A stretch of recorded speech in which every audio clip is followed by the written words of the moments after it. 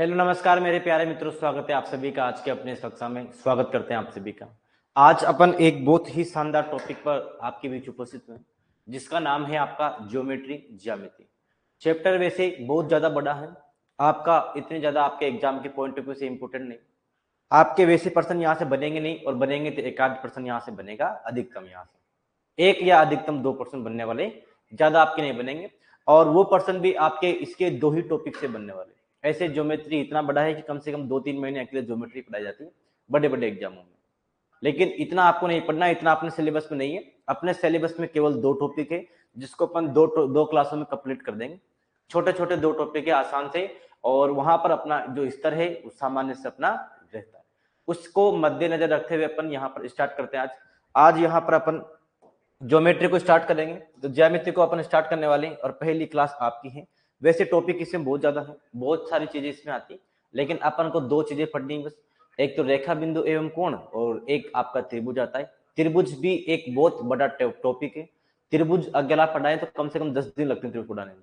लेकिन आपके केवल सामान्य सी प्रॉपर्टियां आपकी आती, वो प्रॉपर्टियां मैं आपके सामने लेके आया हूं। देखो, पहले अपन जानते हैं कि ज्यामिति क्या होता है, इतना क्यों महत्व है इसका। ज्योमेट्री समझते हैं कि जितना आपका बाकी चीज, मतलब आप ऐसे मान चलो कि जब भी आपका एग्जाम होता है तो एग्जाम का 15% क्वेश्चन लगभग ये अकेला टॉपिक का होता है। 15%। जैसे आप यू मानो, बड़े बड़े एग्जामों की बात कर रहा हूँ, छोटे मोटे की तो देखो अपने तो इतना आता नहीं। जैसे अगर 100 प्रश्न हुए तो 100 में से अकेले 15% इस चैप्टर से आने वाले। इतना इंपॉर्टेंट चैप्टर है। आप सोच लो आप कितना बड़ा चैप्टर होगा। देखते हैं ज्यामिति क्या है आपका। तो ज्यामिति रेखा गणित या ज्यामिति गणित की 3 विशाल शाखाओं में से एक है। ज्यामिति के अंतर्गत बिंदु, रेखाओं, तलों और ठोस चीजों के गुणों तथा इसके स्वभाव, मापन, इनके अंतरिक्ष में सापेक्ष स्थिति के बारे में अध्ययन किया जाता है। ये इनकी विशेषता है। ज्यामिति जो है रेखा गणित या ज्योमेट्री का जो 3 बड़ी शाखा है उनमें से एक पार्ट है। उसके अंतर्गत आप बिंदु हो गया, रेखा हो गई, तल हो गई, ठोस हो गई, उनके स्वभाव, मापन, गुण, अंतरिक्ष में स्थिति, ये सब के बारे में अध्ययन करते हैं। वही आपका ज्योमेट्री कहलाता है। अब अपन इसके अंतर्गत पहला जो टॉपिक पढ़ने वाले हैं, पहला टॉपिक आपका आएगा कौन सा। एक तो पॉइंट से बिंदु, रेखा एवं कोण। 3 यहाँ पर टॉपिक है। बिंदु को पॉइंट बोलते हैं, रेखा को लाइन बोलते हैं, कोण को एंगल बोलते हैं। इनके बारे में अपन डिस्कस करने वाले हैं। पहले इनके बारे में आपको बेसिक समझाऊंगा अच्छे प्रकार से, फिर इस पर आधारित कुछ प्रश्न है अपने, उन प्रश्नों को अपन हल करेंगे अच्छे प्रकार से। स्टार्ट करते हैं बिना किसी देरी के। बिंदु क्या होता है, रेखा क्या है, कोण क्या है, इनके बारे में डिस्कस करते हैं।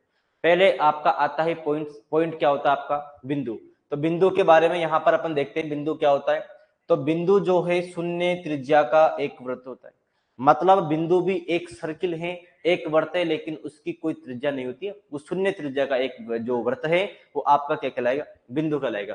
जैसे आपने यहाँ पर एक पॉइंट बना दिया, तो ये क्या है, ये आपका सर्किल है, लेकिन इसकी कोई त्रिज्या नहीं है, वही आपका पॉइंट कहलाएगा। अर्थात आप ये बोल सकते हैं कि बिंदु शून्य त्रिज्या का एक क्या होता है, सर्किल होता है या वृत्त होता है। बिल्कुल सब।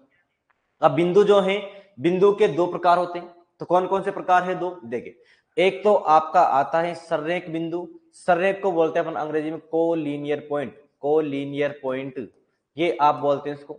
यदि 3 या 3 से अधिक बिंदु किसी एक सीधी रेखा में स्थित हो तो ये बिंदु सररेख बिंदु कहलाते हैं। मानो कि 3 या 3 से अधिक बिंदु हैं और तीनों पॉइंट आपके एक ही लाइन में उपस्थित हो, सीधी लाइन में, तो क्या कहलाएंगे, आपके कोलिनियर पॉइंट या सररेख बिंदु कहलाएंगे। जैसे यहां पर ये आपकी एक रेखा थी, इस पर 3 बिंदु, एक तो ये पॉइंट हो गया, एक ये पॉइंट हो गया और एक ये पॉइंट हो गया। तीनों पॉइंट एक सीधी रेखा पर स्थित हैं, तो ये क्या कहलाएंगे, आपके कोलिनियर पॉइंट कहलाएंगे, अर्थात सररेख बिंदु आपके यहाँ पर कहलाएंगे। यहां पर देखो दूसरा आता है आपका असररेख बिंदु। ये क्या होते हैं, वही आपके कि 3 या 3 से अधिक बिंदु किसी एक सीधी रेखा में उपस्थित नहीं है तो असररेख हो जाएंगे आपके। अगर सीधी रेखा में है तो सररेख, और नहीं है तो असररेख हो जाएंगे आपके। वही बात है, यदि 3 या 3 से अधिक बिंदु किसी एक सीधी रेखा में स्थित नहीं हो तो ये बिंदु आपके असररेख कहलाएंगे। जैसे एक पॉइंट तो आपका यहाँ पर हो गया, एक यहाँ पर हो गया, एक यहाँ पर हो गया, तीनों कोई सीधी रेखा में स्थित नहीं है तो ये आपके असररेख बिंदु कहलाएंगे। इस प्रकार से यहाँ पर बिंदु की बात है। तो बिंदु में सिर्फ आपका इतना सही है, बिंदु एक शून्य त्रिज्या का वृत्त होता है, बिंदु दो प्रकार के होते हैं, एक तो सररेख बिंदु और एक असररेख बिंदु। सररेख बिंदु तीन या तीन से अधिक बिंदु एक सीधी लाइन में उपस्थित है तो सररेख हो जाएंगे, और नहीं है एक सीधी रेखा में उपस्थित तो असररेख हो जाएंगे। इस प्रकार से बड़ी सामान्य सी बात है आपकी बिंदु के बारे में, इतनी बात आपके आ गई होगी समझ में। अब यहां से आता है आपका इंपॉर्टेंट रेखा के बारे में, रेखाओं को अपन यहाँ पर समझते हैं। देखो यहां पर आता है आपका रेखा, रेखा अर्थात इसको बोलेंगे अपन लाइन। अनंत संख्या में बिंदु, मतलब अनंत संख्या में बिंदु से मिलकर बनी होती है और इसमें सिर्फ लंबाई होती है, अर्थात इसकी कोई मोटाई या चौड़ाई नहीं होती। अनंत संख्याओं में बिंदु से मिलकर बनी होती, इसकी सिर्फ लंबाई होती है, इसकी ना तो कोई चौड़ाई होती ना ही कोई मोटाई होती। अनंत संख्याओं में बिंदु से मिलकर, जैसे आप समझना कि एक ये आपका एक बिंदु हो गया, फिर एक बिंदु, फिर एक एक एक एक एक एक एक एक, ये इस प्रकार ये क्या होगी, अनंत बिंदु से मिलकर एक रेखा बन गई। बिल्कुल, अब ये आपके टेढ़ी मेढ़ी भी हो सकती है, ऐसे भी हो सकती है आपके अनंत बिंदुओं से, ऐसी भी हो सकती है, तो ये आपकी अनंत बिंदुओं से मिलकर रेखा बनती है आपकी। इसकी सिर्फ लंबाई होती, इसकी कोई चौड़ाई या मोटाई नहीं होती। इतनी बात आगे समझ में, रेखा का कोई अंत बिंदु नहीं होता, रेखा कोई फिक्स नहीं कि रेखा इतनी की है, रेखा आप जितने अधिक बिंदु होंगे उतनी बड़ी होगी, जितने कम होंगे उतनी छोटी होगी, इसलिए इसे दोनों दिशाओं में बढ़ाया जा सकता है। आप बिंदु बढ़ाओगे तो रेखा और बढ़ जाएगी, मतलब रेखा कोई अंत बिंदु नहीं है, इसको आप दोनों दिशाओं में बढ़ा सकते हैं। और रेखा को अपन दिखाते हैं इस प्रकार से कि जैसे आप यहाँ पर अनंत पॉइंट लगा रहे हैं, कि अपन ने यहाँ पर अनंत पॉइंट की एक रेखा बना ली, ये रेखा हो गई, और रेखा के दोनों तरफ इस प्रकार का चिन्ह लगाते हैं, इसका मतलब हो गया कि दोनों दिशाओं में आगे बढ़ेगी, यहाँ पर अंत इसका नहीं हुआ। इस प्रकार से बात आपकी यहाँ पर हो जाएगी। नेक्स्ट देखो, नेक्स्ट आपका आता है, देखो रेखा अलग अलग प्रकार की हो सकती है। यहाँ पर अपन देखते हैं कि रेखा क्या क्या है। देखो एक तो आती है सीधी रेखा, सीधी रेखा मतलब हो गया ऐसी रेखा जो किसी भी बिंदु पर अपनी दिशा नहीं बदलती, सीधी रेखा कहलाती। मतलब बिंदु कंटिन्यूअसली एक ही डायरेक्शन में मूव कर रहे हैं, किसी भी बिंदु पर अपनी दिशा उसने चेंज नहीं करी, वो आपके क्या कहलाएंगे, तो वो आपकी सीधी रेखा कहलाएगी। इस प्रकार से यहाँ पर डायग्राम होगी। दूसरा आता है घुमावदार रेखा, ऐसी रेखा जो अपनी दिशा कंटिन्यू बदलती रहती है, घुमावदार रेखा हो जाएगी। यहाँ पर इस प्रकार का डायग्राम है, ये जैसे आपका यहाँ पर ये लाइन है, ये क्या हो गई, ये आपकी एक घुमावदार रेखा हो गई। कंटिन्यू अपनी लाइन जो दिशा है बदलती रहती बिंदु के हिसाब से, वो आपकी घुमावदार रेखा हो जाएगी। एक आता है आपका रेखाखंड, यहाँ पर रेखा थी, एक आता है रेखाखंड, इसको भी आप इंपॉर्टेंट समझेंगे। ये रेखाखंड क्या है, देखो यदि किसी रेखा के दो बिंदुओं को निश्चित कर दे तो उस रेखा को ही क्या बोलते हैं, रेखाखंड बोलते। समझना, जैसे यहाँ पर ये आपने अनंत बिंदुओं से मिलकर क्या बन रही है, अनंत बिंदुओं से मिलकर बन रही साहब रेखा बन रही, ये अनंत बिंदुओं से मिलकर रेखा बन रही, बिल्कुल साफ बन रही। अब मैंने बोल दिया कि एक तो यहाँ पर ए पॉइंट है और एक आपका यहाँ पर बी पॉइंट है। अब रेखा तो क्या होती, रेखा तो आपकी फिक्स नहीं होती, अंत बिंदु नहीं होता, दोनों दिशाओं में बढ़ा सकते हैं, लेकिन आपने बोल दिया कि एक यहाँ पर ए पॉइंट है, एक बी पॉइंट है। अगर आपने दो पॉइंट निश्चित कर दिए तो ये दोनों के बीच की जो दूरी है वही आपका रेखाखंड कहलाएगा। अर्थात फिर इसको आप ए बी रेखा नहीं बोलेंगे, ए बी रेखाखंड बोलेंगे। रेखा होती तो फिर आपके चिन्ह इस प्रकार के लगते, दोनों कोनों में इस प्रकार चिन्ह लगते, ऐसे चिन्ह लगे हुए हैं, इसका मतलब ये अनंत तक जा रही है, अनंत तक जा रही है, इसका मतलब तो ये आगे भी बढ़ रही है, तो ये रेखा है। लेकिन अगर इनको यहाँ पर ये पॉइंट लगा के फिक्स कर दिया, इसका मतलब क्या हो गया कि अब ये रेखा नहीं रही, ये रेखाखंड बन गया। दोनों में अंतर ही बातों में, इतनी बात आपके समझ में आ गई होगी। मैं बोल रहा हूं कि ज्योमेट्री में केवल डायग्राम का महत्व है, चीजें समझ में आनी चाहिए, छोटे छोटे पॉइंटों का भी यहाँ पर महत्व होता है। जैसे आपके हिंदी में इनमें मात्राओं का खेल होता है, सेम यहाँ पर है, सबके मतलब कुछ ना कुछ यहाँ पर सांकेतिक भाषा है हर चीज की। रेखा को दिखाने का अलग महत्व है, समांतर को दिखाने का अलग महत्व है, लंब को दिखाने का अलग महत्व है, कोण को दिखाने का अलग महत्व है। सब चिन्हों के बारे में आपको आइडिया होना चाहिए थोड़ा थोड़ा, तब बात आपकी बनेगी। नेक्स्ट सामने आपके हैं, अब देखो अब आते हैं आपके रेखाओं के प्रकार, क्या हो जाएंगे आपके टाइप्स ऑफ, आपके क्या हो जाएंगे लाइन। पहले आपकी आती है प्रतिच्छेदी रेखा। अब प्रतिच्छेदी आपको देख के समझ में आ रहा है, नाम से ही समझ में आ रहा है प्रतिच्छेद का मतलब क्या होगा। जब दो रेखाएं एक दूसरे को काटेगी तो प्रतिच्छेद रेखा हो गई, ये बात है। और रेखा क्या होती, रेखा आपकी अनंत दिशा में दोनों तरफ बढ़ा सकते हैं और अनंत संख्या में बिंदु से मिलकर बनी होती। तो यहाँ पर वही हो गई यदि दो या दो से अधिक रेखाएं एक दूसरे को प्रतिच्छेद करती है तो उन्हें प्रतिच्छेद रेखाएं बोलते हैं। तो एक तो आपकी PQ रेखा हो गई, एक आपकी RS रेखा हो गई, एक दूसरे को माना कि यहाँ पर O पॉइंट पर ये प्रतिच्छेद कर रही है, तो ये क्या हो जाएंगी, आपकी प्रतिच्छेदी रेखा हो जाएंगी। और जिस पॉइंट पर ये दोनों काटती हैं उस पॉइंट को बोलते हैं अपन क्या, उस पॉइंट को बोलते हैं प्रतिच्छेद बिंदु। क्या बोलते हैं, जिस पॉइंट पर काटती हैं उस पॉइंट पर बोलते हैं अपन प्रतिच्छेद बिंदु बोलते हैं। रेखा को तो प्रतिच्छेदी रेखा बोलेंगे, और मतलब दो रेखाएं काट रही तो प्रतिच्छेदी रेखाएं हो गई, और जिस बिंदु पर काटेगी वो प्रतिच्छेदी बिंदु हो जाएगा। इतनी बात आ गई होगी आपके समझ में। नेक्स्ट पॉइंट आपके सामने है, इसको देखेंगे। दो यहां पर और इंपॉर्टेंट लाइनें हैं आपकी, इसको देखेंगे। एक आपकी आती है संगामी रेखा, समझेंगे आप क्या होती है संगामी रेखा। देखो, यदि तीन या तीन से अधिक रेखाएं एक ही बिंदु से होकर गुजरती है तो उन्हें संगामी रेखाएं कहते हैं, और जिस बिंदु से गुजरेगी वो आपका क्या हो जाएगा, समवर्ती बिंदु हो जाएगा, संगामी बिंदु बोल सकते हैं आप। तो यहां पर क्या हो गया, तीन या तीन से ज्यादा लाइनें होगी, जैसे एक लाइन तो ये हो गई, एक लाइन आपकी ये हो गई, एक लाइन आपकी ये हो गई, और एक लाइन आपकी ये हो गई। तीन से अधिक लाइनें एक ही बिंदु से होकर गुजरेगी तो ये आपकी संगामी रेखा हो गई, और जिस बिंदु से गुजरती है वो आपका समवर्ती बिंदु कहलाएगा, समवर्ती बिंदु कहलाएगा। इतनी एक बात आ गई आपके समझ में। उम्मीद करते हैं ये कहानी आपके आ गई समझ में। नेक्स्ट पॉइंट आपका है समांतर रेखा। ये क्या होती, दो सीधी रेखाएं समांतर रेखाएं कहलाती है यदि वे समान तल में हो और उन्हें अनंत तक बढ़ाने पर वह प्रतिच्छेद ना करे। समांतर रेखा क्या होती है, इंपॉर्टेंट है, बार बार काम आएगी समांतर रेखा आपकी। इसका मतलब क्या हो जाएगा, देखो, दो सीधी रेखाएं समांतर रेखाएं तब कहलाएगी यदि वे समान तल में हो, एक में हो। मतलब अगर वो आकाश में हो तो आकाश पे हो, पृथ्वी पे हो तो पृथ्वी पे। ऐसा नहीं कि एक पृथ्वी पर एक आकाश पे, ऐसे नहीं होनी चाहिए ना। समान तल में हो और उन्हें अनंत तक बढ़ाने पर प्रतिच्छेद ना करें, और मतलब हर बिंदु पर उनके बीच की दूरी समान होती। दो समांतर रेखाओं के बीच लंबवत दूरी हर जगह समान होती, ऐसी बात है। तो ये दो आपकी रेखाएं सीधी रेखाएं हैं, और दूसरे को एक दूसरे को कभी भी नहीं काटेगी, अनंत तक कितना ले जाओ आप, कभी भी एक दूसरे को नहीं काटेगी। और हर जगह इनकी जो बीच की दूरी है, वो हर जगह इनके बीच की दूरी क्या होती है, हर जगह हर पॉइंट पर, कोई सा पॉइंट उठा लो आप, हर पॉइंट पर इनके बीच की दूरी समान होती। यही आपका क्या कहलाएगा, यही आपका समांतर रेखा कहलाता है। समांतर रेखा इसको बोलते हैं अंग्रेजी में पैरेलल लाइन। क्या बोलते हैं, पैरेलल लाइन। और इसका जो चिन्ह होता है वो चिन्ह इस प्रकार, दो लाइनें होती, दो लाइनों से आप दिखाओगे।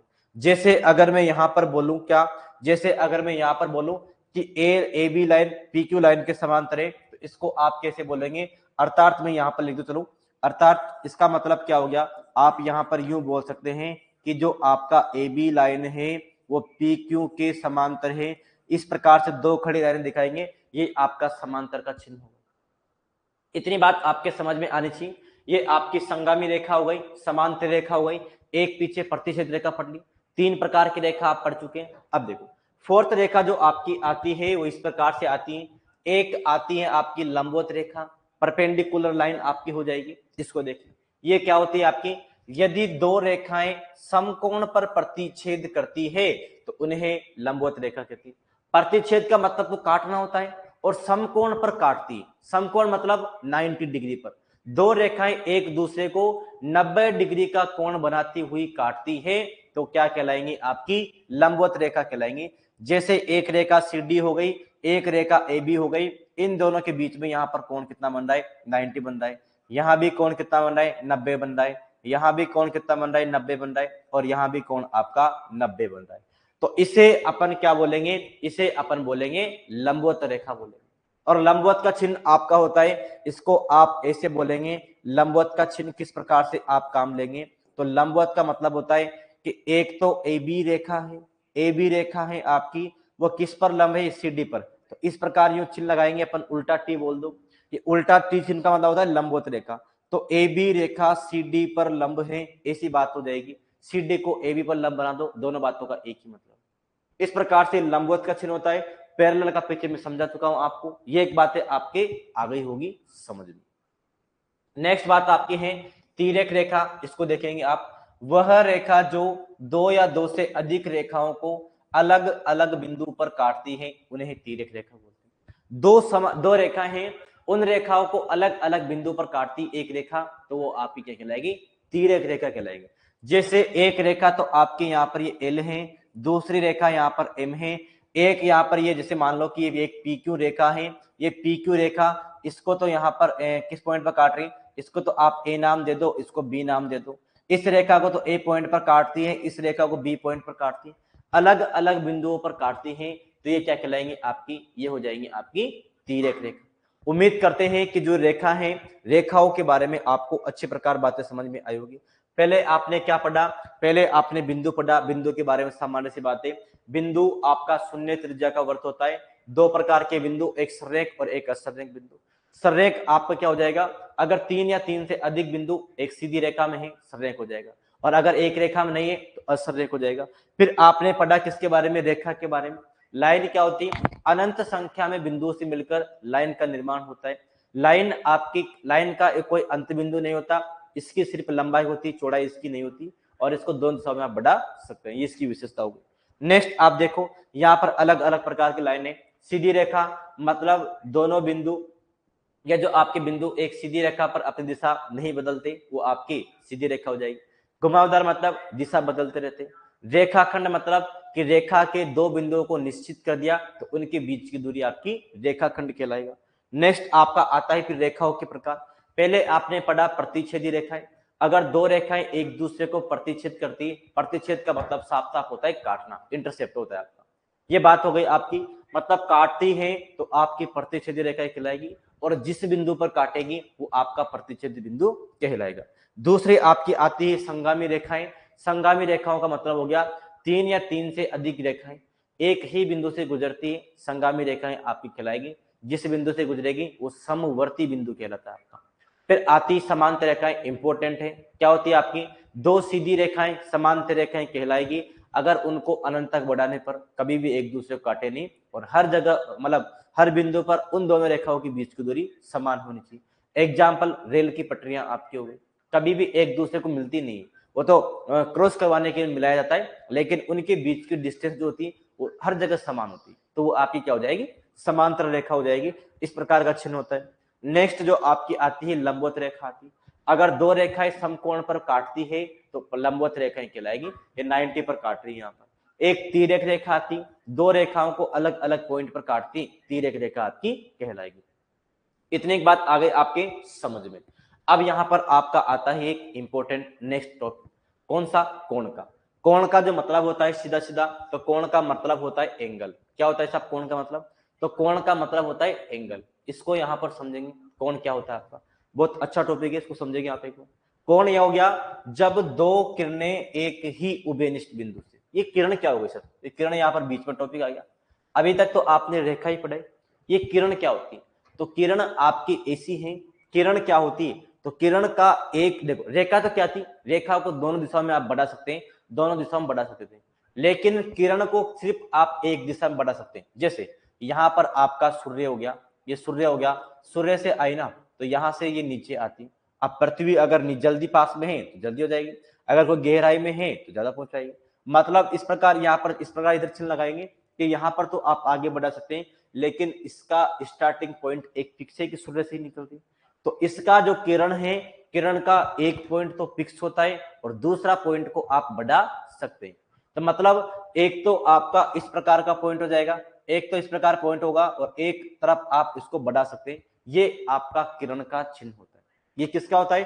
तो ये आपका यहाँ पर किरण का चिन्ह होता है, जिसका इसका मतलब तो हो गया कि ये फिक्स पॉइंट है आपका, यहाँ से स्टार्ट हो रहे हैं और यहाँ पर इधर अनंत तक बढ़ा सकते हैं। इसका मतलब तो हो गया क्या? इसका मतलब तो हो गया यहाँ पर किरण हो गया। और जबकि रेखा क्या होती? तो रेखा को आप मैंने बताया है, रेखा आपकी अनंत बिंदुओं से मिलकर बनी होती और दोनों दिशाओं में आप बढ़ा सकते हैं। ये रेखा है और ये किरण है, दोनों बातें आपके समझ में आ जानी चाहिए, दोनों में अंतर। तो यहाँ पर एंगल किससे बनता है? कोण। जब दो किरणें, किरण की बात हो रही है, जब दो किरणें एक ही उभयनिष्ठ बिंदु से प्रारंभ होती है तो एक कोण बनता है। जो दो किरणें कोण बनाती है उन्हें कोण की भुजा और इस उभयनिष्ठ बिंदु को शीर्ष कहते हैं। ये एक बातें आपके समझ आ गई। मतलब जो दो किरणें हैं वो एक ही उभयनिष्ठ बिंदु से प्रारंभ होती, तो यहाँ से एक किरण इधर प्रारंभ हुई, बिल्कुल साफ इधर हो गई, और एक किरण यहाँ से इधर प्रारंभ हुई, बिल्कुल साफ इधर प्रारंभ हो गई। ये आपकी किरणें हैं, बिल्कुल साफ भी किरणें हो गई, एक ही उभयनिष्ठ बिंदु से जा रही है। तो इनके बीच में जो ये बन रहा है ये क्या होगा, यही आपका एंगल कहलाता है। और जो दोनों रेखाएं हैं, ये जो दोनों रेखाएं कोण बनाने में सहभागिता करती हैं, इनको कोण की भुजा कहते हैं, कोण की भुजा। और ये जो उभयनिष्ठ बिंदु हैं, उस उभयनिष्ठ बिंदु को अपन बोलते हैं वर्टेक्स, और वर्टेक्स का मतलब होता है शीर्ष।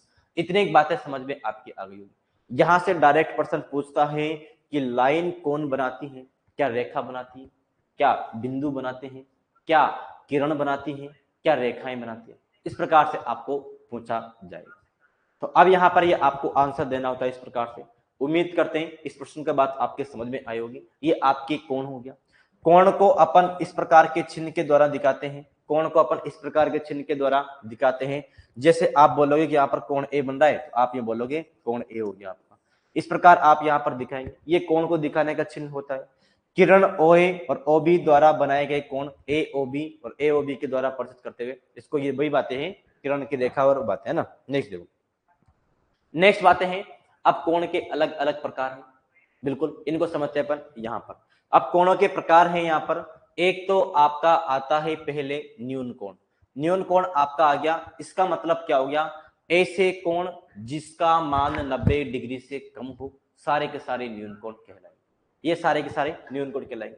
यदि किसी कोण की माप 90 डिग्री से कम हो तो उसे न्यून कोण कहलाएंगे। जैसे यहाँ पर ये हो गया, तो ये तो आपका 90 होता है, ये 90 होता है। तो इस शेप के अंदर अंदर आने वाले सारे कोण, जैसे अब यहाँ पर हो जाएगा, यहाँ पर हो जाएगा, यहाँ पर हो जाएगा, यहाँ पर हो जाएगा, यहाँ पर भी हो सकता है, तो ये सब कोण आपके न्यून कोण कहलाएंगे। तो यहाँ पर मतलब 90 से छोटे सारे कोण क्या कहलाएंगे, न्यून कोण कहलाते हैं। फिर आता है आपका समकोण। समकोण होता है राइट एंगल ट्राइंगल। क्या होता है ये, यदि किसी कोण की माप 90 डिग्री हो तो उसे क्या बोलेंगे, तो उसे समकोण बोलेंगे। अगर फिक्स कोण 90 डिग्री का हो तो उसे समकोण बोलेंगे, राइट एंगल बोलते हैं, बिल्कुल राइट एंगल बोल देंगे आप। इतनी बात आपके आ गई समझ में। अब नेक्स्ट आपका आता है अधिक कोण। इसको क्या बोलेंगे, यदि किसी कोण की माप 90 डिग्री से तो ज्यादा है लेकिन 180 डिग्री से कम है, उसे बोलेंगे अपन अधिक कोण। यदि किसी कोण की जो माप है वो 90 से तो ज्यादा है परंतु 180 डिग्री से कम है, उसे अधिक कोण बोलेंगे। तो आप यहां पर जानते हैं कि ये तो आपका 90 डिग्री का चिन्ह हो गया, ये तो आपका 90 डिग्री कोण हो गया, और 180 आपका पूरा ऐसे बनता है। तो मतलब इसके और इसके बीच में, तो इसके और इसके बीच में ये कोण बनेगा आपका इस एंगल में, इसमें इस दिशा में जितने भी कोण बनेंगे वो सारे आपके अधिक कोण में आएंगे। सारे कौन से आएंगे, अधिक कोण में। आप जानते हैं कि जैसे यहाँ पर ये हो गया, बिल्कुल ये हो गया आपका। तो अब यहाँ पर देखो, ये तो 90 हो गया, 90 तक तो यहाँ पर ये लाइन हो गई, ये तो आपके 90 तक की लाइन हो गई। तो इस दिशा में जो भी कोण बनेंगे सारे, ये सारे आपके अधिक कोण कहलाएंगे। इस डायरेक्शन में ये सारे आपके क्या कहलाएंगे, अधिक कोण कहलाएंगे। इतनी बात आपके समझ में आ गई। तो यहाँ पर क्या बन रहा है, यहाँ पर देखो 90 तो आपकी यहाँ पर ही हो जाती, ये 90 तो यहाँ पर हो रही है, लेकिन 90 से इधर आ रहा है और 180 आपका यहाँ पर बनेगा। तो 90 और 180 में आ रहा है 135 आपका, तो ये क्या कहलाएगा, आपका अधिक कोण कहलाएगा। इतनी बात आपके आ गई होगी समझ में। नेक्स्ट बात अब आपके सामने है, इसको देखेंगे। नेक्स्ट आपका आता है रिजु कोण। इसको बताएंगे क्या होता है। तो रिजु कोण हो गया आपका, यदि एक कोण किसी कोण की माप 180 डिग्री के बराबर हो तो उसे रिजु कोण कहते हैं। ये बात आपके सामने होगी।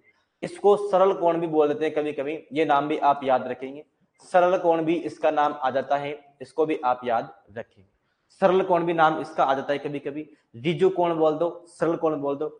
अगर किसी कोण का माप 180 डिग्री है तो आपका सरल कोण कहलाएगा। जैसे इस प्रकार की रेखा हो गई, ये रेखा हो गई, तो यहाँ पर जैसे ये पॉइंट था आपका, ये जो कोण बन रहा है 180 का बन रहा है आपका, तो ये क्या हो जाएगा, आपका सरल कोण या रिजु कोण आपका हो जाएगा।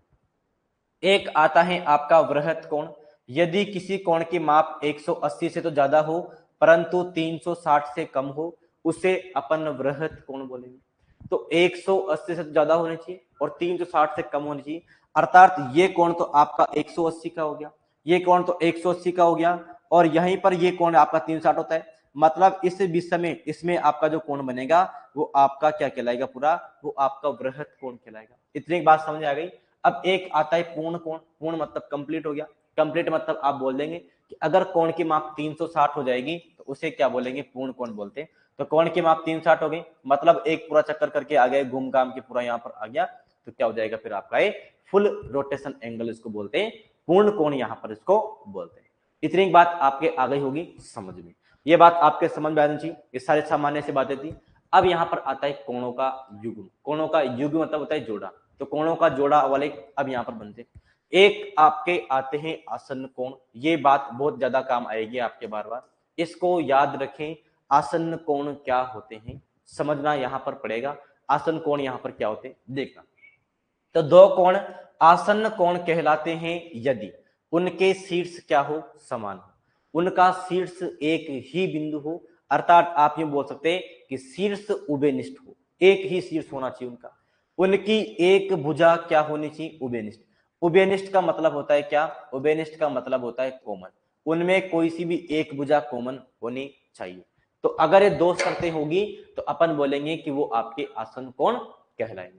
अब यहां पर आप बताओ मुझे कि अगर यहां पर ये एक आपका उभयनिष्ठ बिंदु हो गया तो यहां पर दो कोण बन रहे, एक कोण तो ये, एक कोण है, यहां पर ये उभयनिष्ठ हो गया दोनों का, एक ही बिंदु से गुजर रहे दोनों, तीनों रेखाएं आपकी, तो ये उभयनिष्ठ पॉइंट हो गया, मतलब उनका शीर्ष तो समान है, एक ही शीर्ष है दोनों का। एक भुजा उभयनिष्ठ भी होनी चाहिए दोनों कोणों के अंतर्गत, तो एक तो ये कोण है, इस कोण में एक तो ये भुजा काम आ रही है और एक ये भुजा काम आ रही है। अब यहां पर क्या हो गया, एक आपका ये कोण है, तो इस कोण को बजाने में, इस कोण को बनाने में एक तो ये भुजा काम आ रही है और एक ये भुजा काम आ रही है। तो इन दोनों कोणों में क्या हो रहा है, इन दोनों कोणों में आपकी ये भुजा कॉमन है, ये वाली भुजा कॉमन है, बिल्कुल दोनों शर्तों का पालन हो रहा है, अर्थात आप इसको आसन्न कोण बोल सकते हैं। इतनी बात आपके आ गई होगी समझ में। जैसे आपका एक पंखा होता है, पंखे में इस प्रकार से तीन पंखुड़ियां होती है, बिल्कुल ये आपका पंखुड़ियां हो गई तीन, तो अब इसको भी क्या अपन आसन्न कोण बोल सकते हैं क्या, एक बार आप मुझे बताओगे। तो बिल्कुल सर इसको भी अपन आसन्न कोण बोल सकते हैं। कैसे, यहाँ पर आप देखोगे एक बार कि ये तो आपका उभयनिष्ठ बिंदु हो गया तीनों का, उभयनिष्ठ बिंदु या एक ही शीर्ष हो गया, एक रेखा इधर जा रही, एक इधर जा रही, एक इधर जा रही, एक ही बिंदु से जा रही है, बिल्कुल साहब। अब यहाँ पर एक कोण तो ये बन रहा है, एक कोण यहाँ पर ये बन रहा है, तो कोई से भी दो कोणों में एक आपकी उभयनिष्ठ रेखा होनी चाहिए। तो इस कोण में ये रेखा उभयनिष्ठ है, इसमें भी ये रेखा, मतलब ये रेखा उभयनिष्ठ हो गई। अगर अपन इन दोनों कोणों की तुलना करें तो ये रेखा उभयनिष्ठ हो जाएगी, इन दोनों की तुलना करें तो ये रेखा उभयनिष्ठ हो गई, मतलब यहाँ पर उभयनिष्ठ रेखा भी अवेलेबल है। इसका मतलब आप बोल सकते हैं कि ये आपके क्या हो जाएंगे, आसन्न कोण होंगे। इतनी बात आपके आ गई होगी समझ में। नेक्स्ट प्रश्न आपके सामने है, यहाँ पर आपको दे रखा है क्या, एक आपका आता है पूरक कोण, इसको आप वेरी वेरी इंपॉर्टेंट मार्क करेंगे, यहां से भी काफी ज्यादा प्रश्न आपके बनते हैं। पूरक कोण बहुत बहुत वेरी वेरी इंपॉर्टेंट बात है। क्या होता है पूरक कोण, यदि दो कोणों का योग कितना होना चाहिए 90 होगा, तो ये दोनों कोण आपके पूरक कहलाएंगे। दो कोणों का योग 90 बनता है फिक्स फिक्स, तो क्या कहलाएगा आपका पूरक कोण कहलाएगा। अर्थात जैसे एक कोण तो आपका ये ए हो गया, एक कोण ये बी हो गया, और यहां से लेकर यहां तक, यहां से लेकर यहां तक 90 ही है, तो ये ए हो गया और बी हो गया। अर्थात यहाँ पर अपन बोल सकते हैं कि एंगल ए और एंगल बी दोनों कोणों का योग कितना बन रहा है 90 बन रहा है, तो ये आपका क्या कहलाएगा पूरक कहलाएगा। अब यहाँ पर आपसे यूं बोलेगा किसी, आपसे प्रश्न ऐसा आएगा कि एंगल ए और बी एक दूसरे के पूरक हैं, अर्थात क्या हो गया दोनों 90 डिग्री। एंगल ए का मान 50 है तो बी का मान बताओ, जब एंगल ए का मान 50 है दोनों का योग 90 होता है तो बी का 40 रहा होगा। ऐसे प्रश्न यहां से बनते हैं। कैसे प्रश्न आएंगे आगे प्रश्नों पर चर्चा करेंगे। एक आपका आता है संपूरक कोण, ये भी इंपॉर्टेंट है। यहां पर ये दोनों आपके ऐसे हैं, दोनों आपके लगभग वही बातें हैं। तो अब यहां पर क्या होगा, ये दोनों कोणों में कंफ्यूज होते जाता है। जब ये अभी तो आपके सामने है, लेकिन जब एग्जाम में आ जाए ना पूरक, तो फिर संपूरक याद आता है, संपूरक आ गया तो पूरक याद आता है। तो अब देखो यहां पर मैं आपको बताऊं, पहले संपूरक देखो आप क्या होता है। यदि दो कोणों का योग 180 हो तो ये संपूरक आपके कहलाएंगे।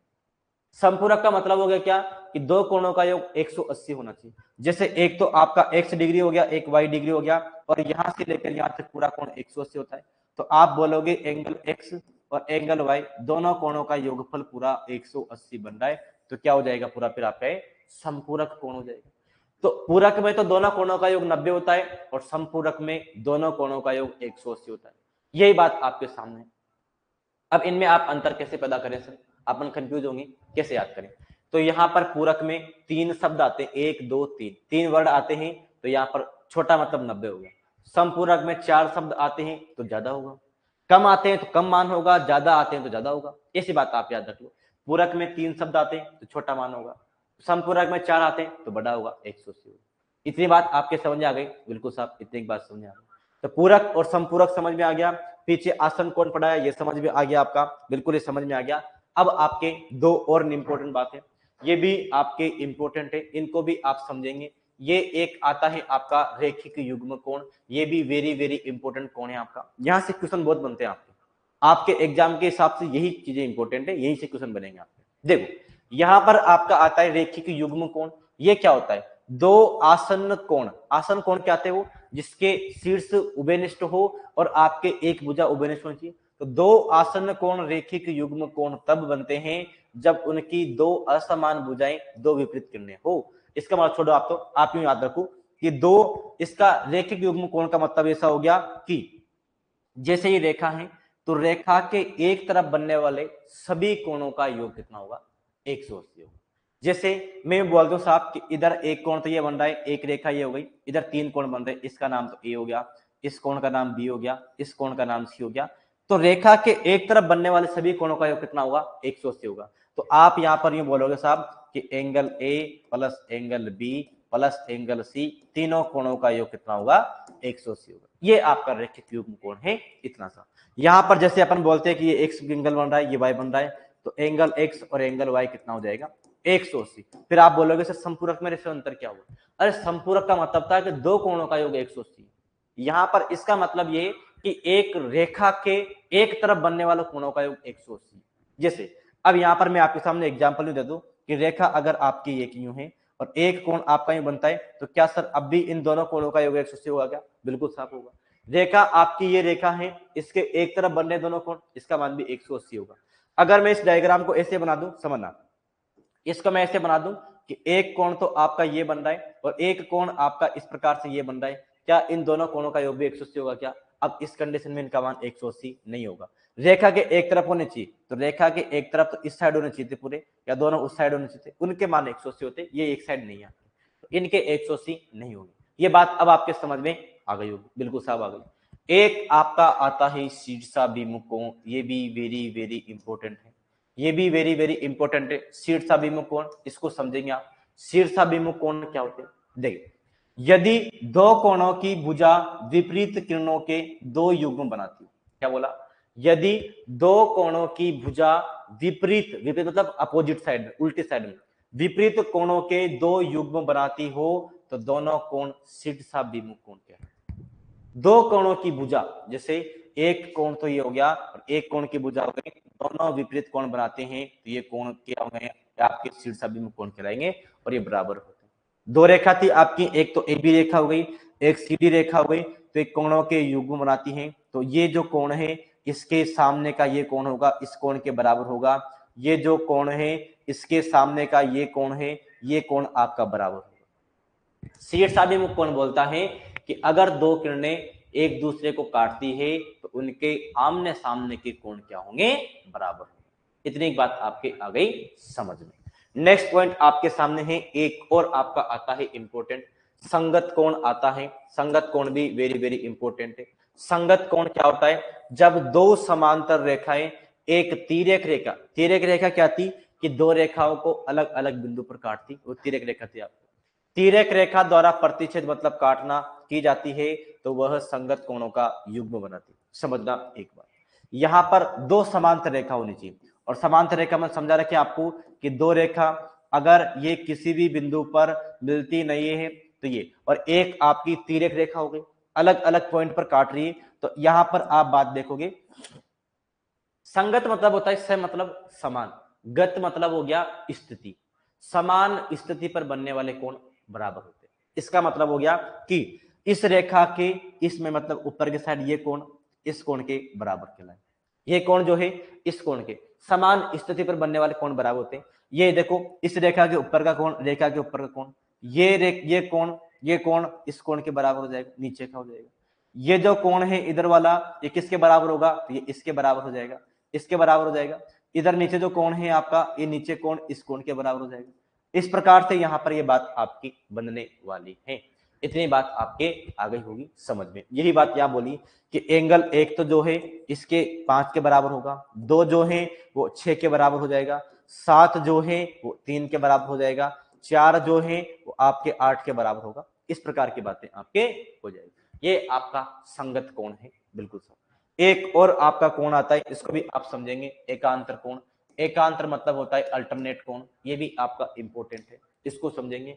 जब दो समांतर, समांतर क्या होनी चाहिए, रेखा, एक तिर्यक रेखा द्वारा प्रतिच्छेद की जाती है तो वह एकांतर कोण का युग्म बनाती है। एकांतर कोण के प्रत्येक युग्म क्या होते हैं, बराबर। बात समझेंगे, क्या बोला, दो समांतर रेखा होनी चाहिए, बिल्कुल होनी चाहिए, और समांतर रेखा को एक तिर्यक रेखा प्रतिच्छेद करती है तो एकांतर कोण के युग्म बनाती है, एकांतर कोण के युग्म बराबर होते हैं। जैसे दो यहाँ पर एक समांतर रेखा थी, बिल्कुल समांतर रेखा है, एक ये तिर्यक रेखा काट रही है, जैसे मैं समझाऊं यहाँ पर, ये आपकी दो समांतर रेखा है, बिल्कुल साहब, ये दो समांतर रेखा अपनी हो गई, समांतर रेखा हो गई। यहाँ पर एक तिर्यक रेखा काट रही इस प्रकार से, तो ये क्या करेगी, समांतर इसके एकांतर कोण के युग्म बनाएगी। समझ लो, एकांतर कोण का मतलब होता है कि जहां जहां भी जेड आकृति बनेगी उसको ढूंढो आप। तो जेड आकृति कैसे बन रही, तो जेड आकृति आपकी इस प्रकार से बन रही है। जेड आकृति बन रही तो इसके कोण बराबर होंगे, एक तो ये कोण इस कोण के बराबर हो जाए। इतनी बात समझ आई नहीं, बिल्कुल बराबर आ गया। ये किस नियम से हुआ, एकांतर कोण के नियम से हुआ। आगे आप और देखेंगे कि अब एक जेड आकृति आपकी ऐसे भी बन रही, एक जेड आकृति अपने ऐसे बन रही, तो एक जेड आकृति ऐसे बन रही, तो ये भी कोण भी क्या होंगे, ये कोण भी आपके बराबर कहलाएंगे। ये आपके होते हैं एकांतर कोण। और भी अगर जेड बनते हैं तो और भी आपके बराबर होंगे। ये बात आपके यहाँ पर समझ में आ गई होगी, इतनी बात समझ में आ जानी चाहिए। तो ये जो कोण है, ये कोण सब कंप्लीट होते हैं आपके। पहले आपको पढ़ाया मैंने, ये जो पुराने कोण थे आपके, ये पुराने कोण तो आपके इतने तो आपको सबको आते हैं। कोण के बारे में पहले पढ़ा दिया मैंने, कोण आपका किरण से बनता है, ये न्यून कोण, समकोण, अधिक कोण, ऋजु कोण, वृत्त कोण, समपूर्ण कोण, ये सब आप जानते हैं क्या क्या होते हैं। अब यहाँ पर ये इंपॉर्टेंट थी बातें आपकी, आसन्न कोण के बारे में, एक उभयनिष्ठ बिंदु होना चाहिए अर्थात शीर्ष होना चाहिए, और एक उसमें उभयनिष्ठ भुजा होनी चाहिए कोण की। ये बात, दो नियम होने चाहिए इसमें, दो बातों का पालन होना चाहिए। फिर मैंने पढ़ा एक पूरक कोण, एक संपूरक कोण। पूरक कोण का मतलब हो गया दो कोणों का योगफल 180 होना चाहिए तो पूरा, सॉरी 90 है तो पूरक है, और 180 है तो संपूरक है। ये बातें आपकी हो गई। नेक्स्ट देखो, फिर मैंने पढ़ाया एक था रेखिक युग्म कोण। रेखिक युग्म कोण था आपका कि रेखा के एक तरफ बनने वाले जितने भी कोण बनेंगे, एक बनो, दो बनो, तीन बनो, चार बनो, पांच बनो, सबका योगफल 180 होगा। ये बात समझ आ गई। शीर्षाभिमुख कोण का मतलब होता है कि दो रेखाएं अगर एक दूसरे को प्रतिच्छेद करती है तो आमने सामने के कोण क्या होंगे, बराबर होंगे। ये शीर्षाभिमुख जीव बोलते हैं। नेक्स्ट आते हैं आपका संगत कोण। संगत कोण का मतलब हो गया क्या, कि समान स्थिति पर बनने वाले कोण बराबर होते हैं। इसके लिए शर्त क्या है कि दो समांतर रेखा होनी चाहिए और एक तिर्यक रेखा काटती है तो समान स्थिति पर बनने वाले कोण समान होते हैं या बराबर होते हैं। फिर एक पढ़ा है अपने एकांतर कोण। एकांतर मतलब अल्टरनेट कोण हो गया, दो समांतर रेखाओं को एक तिर्यक रेखा काटती है तो यहां पर भी क्या हो जाएगा, एकांतर कोण का निर्माण होता है, अर्थात आपके जेड आकृति का निर्माण होता है, तो वो कोण भी क्या होंगे, आपके बराबर होते हैं। इतनी बात आ गई आपके समझ में। उम्मीद करते हैं कि इतनी बात आप सभी के आ गई होगी समझ में। तो ये जो रेखा, बिंदु, कोण का जो बेसिक था, ये सारी बातें मैंने आपको अच्छे प्रकार समझा दी। अब इस पर आधारित कुछ प्रश्न आपके सामने हैं, इन प्रश्नों के आंसर आपको देने हैं फटाफट फटाफट सबको।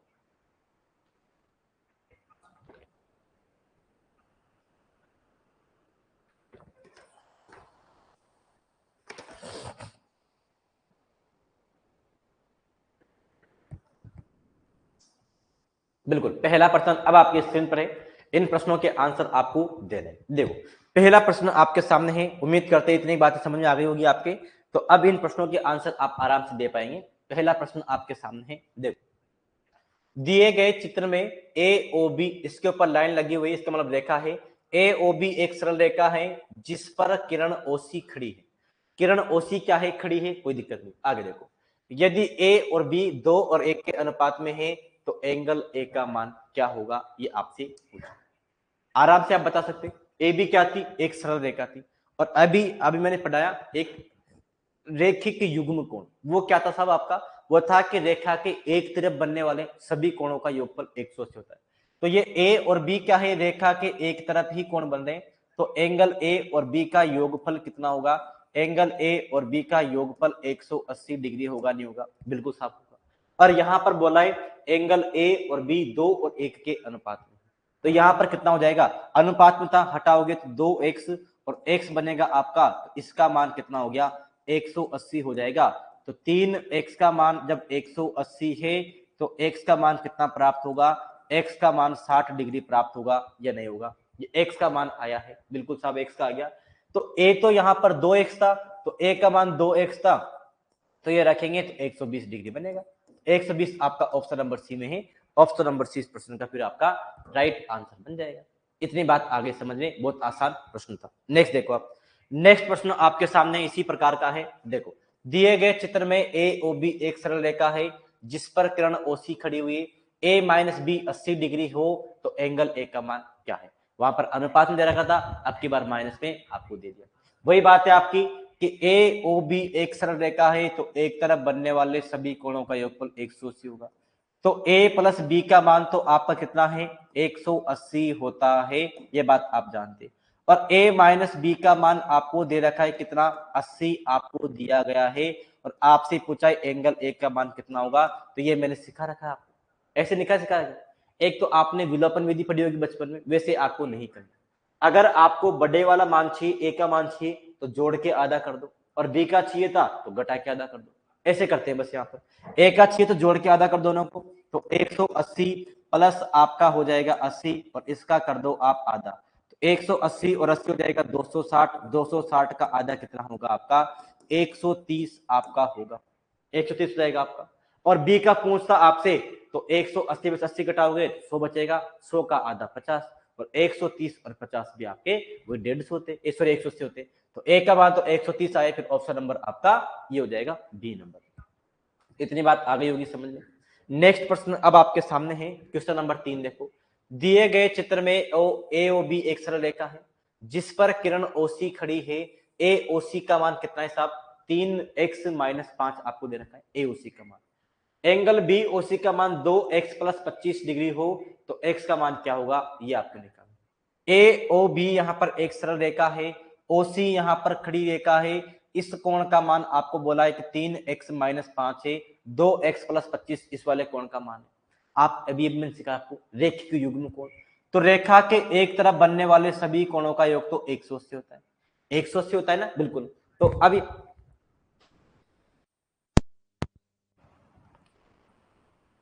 बिल्कुल, तो 180 होता है आपका।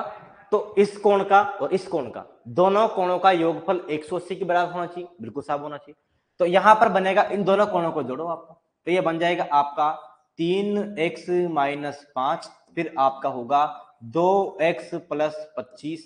इन दोनों कोणों का योगफल 180 के बराबर होना चाहिए। यही तो होता है आपका रेखिक युग्म कोण, कि रेखा के एक तरफ बनने वाले, ऊपर बना दो, नीचे बना दो, इधर बना दो, उधर बना दो, सबका योगफल 180 होता है। तो इधर एक ये बन रहा है, इधर ये बन रहा है, दोनों कोण मिलके 180 बनाएंगे, बिल्कुल सर। यहां पर जोड़ो, तो 3 और 2 तो हो जाएंगे 5x होंगे, 25 में से 5 घटाओगे तो बचेगा प्लस का 20 बचेगा, और 180 आपका बराबर में है, कितना हो जाएगा? ये हो गया 5x हो गया, 20 उधर जाएगा तो बचेगा आपका 160 बचेगा। तो x का मान कितना हो जाएगा? 160 में आप लगाओ 5 का भाग, कितना बनेगा आपका? 5 दिया 15, 1 और 0 10 हो गया, 2 बार जाएगा, मतलब x का मान हो जाएगा 32 डिग्री आएगा। x का मान 32 डिग्री ऑप्शन नंबर डी में है। डी इस प्रश्न का फिर आपका बिल्कुल राइट आंसर होने वाला। इतनी बात आ गई आपके समझ में, बिल्कुल सब आ गई।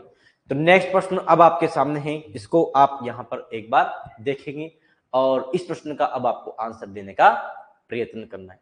क्या बात यहां पर आपकी बनने वाली देखिए। प्रश्न संख्या 4 है, दिए गए चित्र में ए ओ बी एक सरल रेखा है। ए ओ सी का मान तो x डिग्री है, सी ओ डी का मान 50 डिग्री है, बी ओ डी का मान 2x माइनस 20 डिग्री है। तो ए ओ सी का मान क्या होगा? ये आपको निकालना है। ए ओ सी मतलब आपको x का मान चाहिए, x का मान आपको निकालने के लिए बोला। तो ये वही बात है कि अब की बार रेखा यही है आपकी, रेखा के एक तरफ बनने वाला कोणों का 180 होता है। तो रेखा के एक तरफ 1 2 3 कोण बन रहे, तीनों कोणों का योगफल कुल मिला के 180 होना चाहिए। तो यहां पर कितना होगा? ये तो आपका x दे रखा है, तो x डिग्री प्लस यहां पर 50 डिग्री दे रखा है, प्लस यहाँ पर कितना होगा आपका, ये हो जाएगा 2x माइनस 20 डिग्री होगा, और तीनों कोणों का योगफल 180 के बराबर होना चाहिए। यही तो बात मैंने सिखाई कि रेखा के एक तरफ कितने भी कोण बने, सबका योगफल 180 होना चाहिए। बिल्कुल साहब। तो x और 2x हो रहा है आपका 3x हो रहा है, 50 में से 20 घटाएंगे तो बचेगा प्लस का 30 बनेगा, और 180 आपका बराबर में है, तो 3x का मान कितना होगा, 30 उधर जाएगा तो माइनस होगा, तो 150 बचेगा, तो x का मान आ जाएगा 50 आपका आएगा, x का मान 50 डिग्री आएगा। आपसे AOC ये वाला कोण पूछा था आपसे, तो ये x है और x का मान 50 आया है केवल, तो ऑप्शन नंबर ए इस प्रश्न का फिर आपका बिल्कुल राइट आंसर होने वाला है। इतनी बात आ गई समझ में, बिल्कुल साहब, इतनी बात समझ आ गई। तो प्रश्न संख्या अब नेक्स्ट आपके सामने है 5 नंबर, इसको देखेंगे। यदि AOB एक सीधी रेखा है, एक्स वाई जेड 5 4 6 के अनुपात में है, तो y का मान क्या होगा, ये आपको निकालना। तो ये एक्स वाई जेड क्या दिख रहे हैं आपको, वही प्रश्न है आपका, एक्स वाई जेड तीनों एक ही रेखा के एक तरफ वाले कोण है, एक तरफ वाले कोण है तीनों एक ही रेखा के, तो क्या हो जाएगा, x degree plus y degree plus z degree, तीनों का मान कितना होगा आपका, 180 के बराबर होना चाहिए। बिल्कुल साफ होना चाहिए। और एक्स वाई जेड क्या है, ये तो 5 4 6 के यूनिट में, इसको मान लो आप यहाँ पर कितना, इसको x मत मानना आप, ऐसा और कुछ मान लो, यहाँ पर अनुपात से बाहर करेंगे इनको, तो ये बनेगा फिर आपका, इसको a मान लो, चलो इसको मान लेते हैं अपन कि 5a हो जाएगा, इसको अनुपात से आप अलग कर रहे हैं तो 5a 4a और 6a बनेगा, आपने अनुपात से अलग अलग किया, कितना हो जाएगा ये, 5 और 4 9, 9 और 6 कितना हो जाएगा, इनको जोड़ेंगे तो ये बनेगा 15a बनेगा, और इसका मान 180 है, तो a का मान जब 15 में का भाग लगाएंगे इसमें, तो 15 एकम 15, 3 और 0 30 बनेगा, तो 12 डिग्री, a का मान कितना आया, 12 डिग्री आया। किसका मान पूछा है आपसे, तो आपसे पूछा है y का मान पूछा है, तो y का मान तो 4a था, 4 को a का मान जब 12 रखेंगे तो ये बनेगा 12 चौक 48 डिग्री बनेगा, 48 डिग्री इस प्रश्न का राइट आंसर होगा, जो कि आपका ऑप्शन नंबर बी में है। बी इस प्रश्न का फिर आपका बिल्कुल राइट आंसर होने वाला है। इतनी बात आगे समझ में, बिल्कुल साहब, इतनी बात समझ आ गई। तो अब जो नेक्स्ट प्रश्न है वो आपके सामने इस प्रकार से, इसको देखेंगे थोड़ा। अब वहां पर जो 5% पढ़े अपने बहुत बेसिक प्रश्न थे और एक ही प्रकार के प्रश्न थे, प्रश्न ये भी उसी प्रकार का है, लेकिन थोड़ा सा सोचना पड़ेगा अब आपको, प्रश्न थोड़ा मिक्स करके किया गया। यदि 3 सरल रेखाएं AB CD और EF इस प्रकार काटती है जैसा चित्र में दिखाया गया है, तो x का मान क्या होगा, आपको x का मान निकालना है। आराम से निकाल सकते हैं। देखना, यहां पर आपको बोला है कि एक तो ए बी रेखा हो गई, एक ई एफ रेखा हो गई, एक सी डी रेखा हो गई, तीनों सरल रेखाएं एक दूसरे को काटती है। यहां पर आपको 5x दे रखा है, यहां पर 3x दे रखा है, यहां पर 2x दे रखा है। कैसे निकालेंगे आप, x का मान अपन को तो चाहिए, x का मान यहां पर आप किस प्रकार से निकालेंगे। देखो, एक बात तो मैंने सिखा रखी सर कि अगर दो रेखाएं एक दूसरे को काटती है तो ये कोण इस कोण के बराबर होगा, ये कोण इस कोण के बराबर होगा, ऐसा कौन बोलता है, तो ऐसे बोलते हैं आपके शीर्षाभिमुख भाई साहब। कौन बोलते हैं, ऐसे बोलते हैं आपकी शीर्षाभिमुख भाई साहब। शीर्षाभिमुख कोण से क्या हो जाएंगे, ये शीर्षाभिमुख कोण से क्या हो जाएंगे, ये आपके बराबर हो जाएंगे कोण, आपके कौन से कोण से हो जाएंगे, तो शीर्षाभिमुख कोण से बराबर हो जाएंगे। ऐसी बात मैंने आपको सिखा दी अभी, शीर्षाभिमुख कोण आपके ऐसे बोलते हैं। एक बात समझना कि एक तो आपकी ये रेखा हो गई, एक तो आपकी ये रेखा हो गई, और एक आपकी ये रेखा हो गई, तो ये काट रही है क्या, बिल्कुल काट रही है, तो ये कोण इस कोण के बराबर होगा, नहीं होगा, बिल्कुल होगा। कैसे, यही नियम हो गया ना आपका शीर्षाभिमुख कोण वाला, तो बिल्कुल। तो अब अगर मतलब यहां पर ये कोण आपका 5x है, तो ये कोण भी आपका 5x होगा या नहीं होगा, बिल्कुल होगा। अब यहां पर क्या हो गया, तो अब यहां पर ऐसा हो गया कि एक ये आपकी क्या थी, ये ए बी एक सरल रेखा थी, इस रेखा के एक तरफ बनने वाले सभी कोणों का योगफल 180 होगा। ऐसा कौन बोलता है, रेखिक युग्म कोण बोलता है। तो इस तरफ बनने वाले कोण जितने भी होंगे सबका मान 180 होगा, नहीं होगा। तो इधर यहाँ 3x बन रहा है या 5x बन रहा है, यहाँ 2x बन रहा है, इन तीनों कोणों का योग 180 होगा, नहीं होगा, बिल्कुल होगा। तो कितना कितना हो गया, तो एक तो 3x कोण बन रहा है, एक 5x कोण बन रहा है, और एक 2x कोण बन रहा है, और इनका मान 180 होगा, नहीं होगा, बिल्कुल होगा। तो 3 और 5 8 और 2 10, तो 10x का मान जब 180 डिग्री हो गया तो x का मान कितना बनेगा, यहां से x का मान बन जाएगा आपका 18 डिग्री बनेगा। और x का मान ही आपसे पूछा था, ऑप्शन नंबर जो कि आपका ए में है, ए इस प्रश्न का बिल्कुल करेक्ट आंसर होगा। इतनी बातें समझ में शायद आपकी आ गई होगी और आना भी इतनी बातें चाहिए। बिल्कुल ये बात समझ में आ गई होगी। नेक्स्ट प्रश्न अब आपके सामने इस प्रकार से, इसको देखेंगे एक बार से भी क्या दे रखा है। देखो, दो सरल रेखाएं ए बी तथा सी डी परस्पर बिंदु ओ पर काटती है। यदि ए ओ सी का मान 50 है तो बी ओ सी का मान आप बता दो। ऐसी बातें हैं, ए बी और सी डी परस्पर बिंदु ओ पर काट रही। बिल्कुल, एक तो आपकी ये ए बी रेखा हो गई, एक सी डी रेखा हो गई, और ये बिंदु ओ पर काटती है एक दूसरे को, बिल्कुल काट रही। यहां पर बोला है कि ए ओ सी का मान 50 है, तो ए ओ सी ये कौन 50 दे रखा है, बिल्कुल दे रखा है। आपसे पूछा है कि बी ओ सी का मान कितना होगा, तो बी तो ये रहा, ओ ये रहा, सी ये रहा, इस कोण का मान आपसे पूछा है। तो ये वही तो बात हो गई ना, ये वही बात हो गई आपकी कि ये आपका क्या हो गया, एक सीधी रेखा हो गई, और रेखा के एक तरफ बनने वाले कोणों का योग कितना होता है, 180 होता है। तो जब इधर कोण कितना है, तो यानी कि ये बात बन जाएगी आपकी ए ओ सी कोण और ये बी ओ सी कोण, इन दोनों कोणों का योग कितना होगा आपका 180 डिग्री होगा। ए ओ सी का मान 50 है और बी ओ सी का मान आपको निकालने के लिए बोला गया है। तो बी ओ सी कोण का मान कितना हो जाएगा, बी ओ सी का मान हो जाएगा 180 माइनस 50, अर्थात आप बोलेंगे 130 डिग्री इस कोण का मान होगा, जो कि आपका ऑप्शन नंबर डी में। इतनी बात आपके आ गई समझ में। उम्मीद करते हैं ये कहानी समझ में आपके आ गई होगी। नेक्स्ट प्रश्न अब आपके सामने है 8 नंबर, इसका आंसर आपको देना है। कितनी बात यहां पर बननी चाहिए, देखो, दिए गए चित्र में x का मान ज्ञात करो। x का मान यहां पर आपको ज्ञात करके बताना है कितना यहां पर x का मान बनना चाहिए। बिल्कुल फटाफट से इस प्रश्न का आंसर देंगे सभी, कितना यहां पर आंसर बनेगा, जल्दी आंसर दे देंगे, जल्दी से आंसर देंगे कि यहां पर कितना आंसर बनेगा। बिल्कुल फटाफट से आंसर दे दो एक बार से सभी, बिल्कुल एक बार से फटाफट आंसर दे दो सभी, थोड़ा सोचना पड़ेगा कितनी बात बनेगी। देखो, मैं कहानी समझाता हूं आपको एक एक बात मैंने सिखाई थी सर कि दो अगर आपकी समांतर लाइनें हैं, दो अगर आपकी समांतर लाइनें हैं और एक तिर्यक रेखा काटती है, तो संगत स्थिति पर बनने वाले कोण, समान स्थिति पर बनने वाले कोण क्या होते हैं, बराबर होते हैं। ऐसा कौन बोलता है, ऐसा बोलते हैं संगत कोण बोलता है। तो ये संगत कोण से क्या हो जाएंगे, ये बराबर होंगे नहीं होंगे, तो ये कोण बराबर होते हैं, बिल्कुल बराबर होते हैं। तो ये क्या हो गई आपकी, तो यहां पर आपको दे रखा है क्या कि ये रेखा है, तो ये सीधी रेखा, आपको इस रेखा को आप चाहो, इस रेखा को अगर आप चाहो तो इसको थोड़ा और आगे बढ़ा सकते हैं, या आप चाहो तो बढ़ा सकते हैं, और इसको चाहे तो अपन थोड़ा और आगे बढ़ा सकते हैं। यहां पर ये क्या थी, यहां पर समांतर रेखा है, समांतर ना, ये चिन्ह आपका समांतर रेखा का ही है, इसका मतलब हो गया कि समांतर रेखा थी। यहाँ पर लिखकर नहीं बोला गया, लेकिन यहाँ पर चिन्ह दिखा रहा है कि समांतर रेखा, और समांतर रेखा है, और यहाँ पर ये एक रेखा तिर्यक काटती, तो ये कोण बराबर होंगे नहीं होंगे, कि ये कोण और ये कोण बराबर होंगे नहीं होंगे। अगर ये कोण 45 का है तो ये कोण भी 45 का होगा नहीं होगा, ये बात बराबर हुई नहीं, बिल्कुल सब बराबर होगी। कैसे बराबर हुई, ये इस नियम से बराबर हुई, संगत कोण वाले नियम।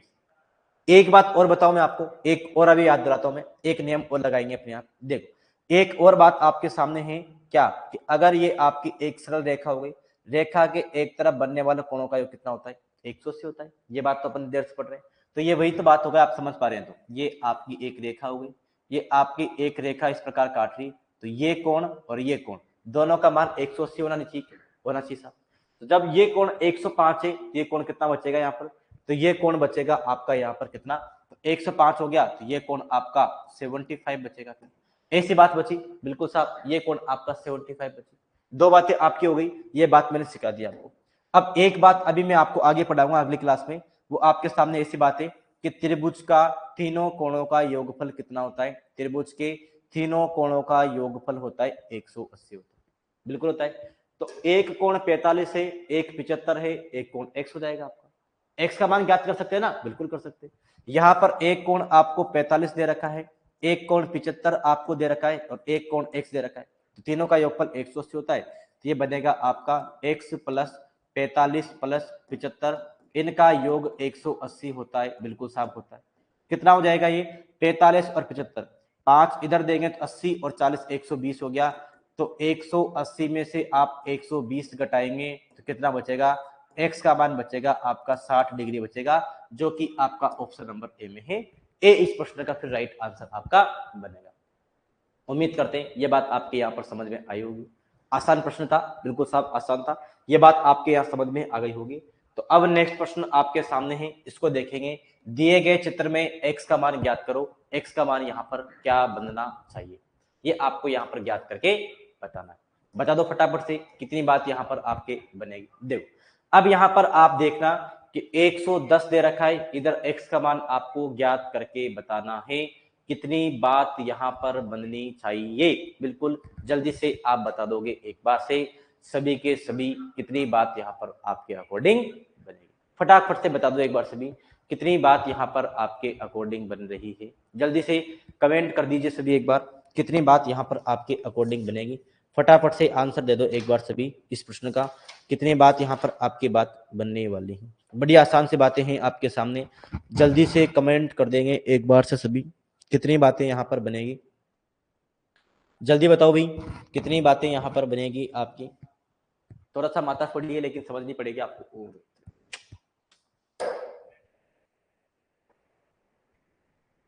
2 मिनट का समय दीजिए।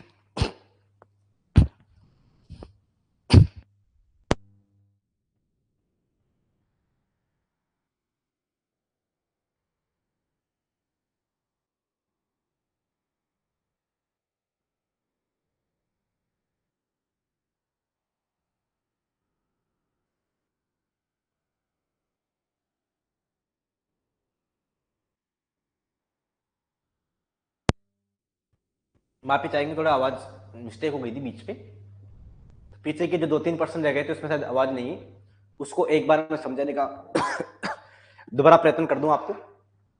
शायद यहीं से आपकी आवाज गई है, इस पर्सन से आपकी। तो ये जो कॉन्सेप्ट है ये तो मैंने समझा ही दी थी आपको साथ के साथ में। एक बार यहां पर आप देखेंगे कि एक आपने इस प्रकार लाइन खींची, तो यहां पर ये 90 है, तो ये भी 90 होगा संगत स्थिति के कारण। लेकिन ये पूरा कोण 110 था, तो 90 अलग कर दिया तो यहाँ 20 बचा आपका, बिल्कुल 20 बचा। अब यहां पर क्या हो गया, ये 20 हो गया, ये 20 हो गया। तो ये मैंने बोला था कि त्रिभुज का जो बाह्य कोण है इन दोनों कोणों के योगफल के बराबर होगा। तो यहाँ पर ये बात बन रही, ये 20 और ये 20 ये 40 के बराबर होगा। फिर ये 40 और ये 90 दोनों का मान 130 रहेगा। इस प्रश्न का आंसर 130 था। नेक्स्ट प्रश्न आपने देखा फिर इस प्रकार से कि यहां पर था, तो आपने क्या किया, इस पीक्यू लाइन को थोड़ा आगे तक बढ़ाया और यहां पर बोला है आपको कि पीक्यू एसटी के समांतर है। तो समांतर हो गई, एक तिर्यक रेखा काटती इस प्रकार से। तो यहां पर बात क्या बनेगी आपकी, तिर्यक रेखा काटती है, तो यहां पर ये जेड आकृति बन रही इस प्रकार से। तो जेड आकृति मतलब एकांतर कोण 130 हो जाएगा। तो ये कोण हो गया आपका 130 हो जाएगा एकांतर कोण की वजह से। अब ये एक ही रेखा के एक तरफ बनने वाले कोण हैं दोनों, तो जब ये 110 कोण है, ये कोण आपका 70 बचा, फिर 70 बच गया। तो अब ये वही आपकी त्रिभुज वाली कंडीशन लग रही जो बात अभी लास्ट को सिखाया मैं आपको। ये बात आपकी हो गई, ये बाह्य कोण 130 है, इन दोनों आंतरिक कोणों के योगफल के बराबर होगा। 130 है, ये 70 है, ये कोण 60 रहा होगा, तभी 130 बनेगा। इस प्रकार से इस प्रश्न का आपका आंसर हो गया। नेक्स्ट प्रश्न आपके सामने इस प्रकार से है, इसको यहां पर देखेंगे आप एक बार। ये आपको यहां पर 40 और 55 दिया गया था। ये दो रेखाएं इस प्रकार काटती है तो आमने सामने कोण बराबर होते हैं, ऐसा बोलते हैं आपके कोण शीर्षाभिमुख कोण बोलता है। तो जब ये कोण 55 था तो ये कोण भी आपका हो गया 55। अब मैंने आपको यहां पर एक बात सिखाई थी कि ये कोण और ये कोण तो आपके होते हैं बराबर संगत कोण की वजह से, लेकिन इस कोण को आपको मतलब अभी नहीं। मैं यहाँ पर सिखा रहा हूं आपको कि ये कोण जो है इस अंदर वाले कोण के, दोनों अंदर वाले कोणों का योगफल कितना होता है, 180 होता है। ये बात यहाँ पर आपके सामने। तो अब यहाँ पर बात आपकी इस प्रकार से बनेगी, अंदर वाले कोणों का योगफल 180 है, तो ये दो आपकी समांतर रेखा हो गई इस प्रकार से, दो समांतर रेखा हो गई, एक तिर्यक रेखा काटती है, तो अंदर वाले कोणों का योगफल 180 होना चाहिए। जब ये 55 है तो 125 होगा, ये फिर ये बात ऐसी बन जाएगी आपकी, यहाँ पर ऐसी बात आपकी ये बन जाएगी। सेम बात यहाँ पर अप्लाई करनी है कि दो एक रेखा तो ये समांतर हो जाएगी, ये दो समांतर रेखा हो गई। एक इस प्रकार तिर्यक रेखा काटेगी, ये अंदर वाला कोण और ये अंदर वाला कोण 180 होगा। ये 125 है तो ये 55 बनेगा आपका।